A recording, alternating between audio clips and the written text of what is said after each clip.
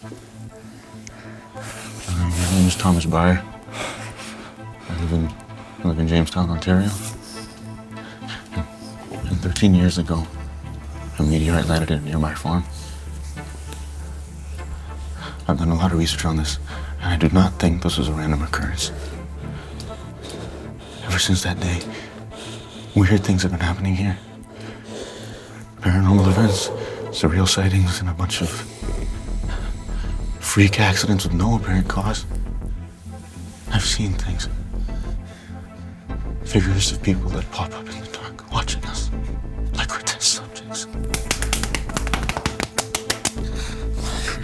Crazy.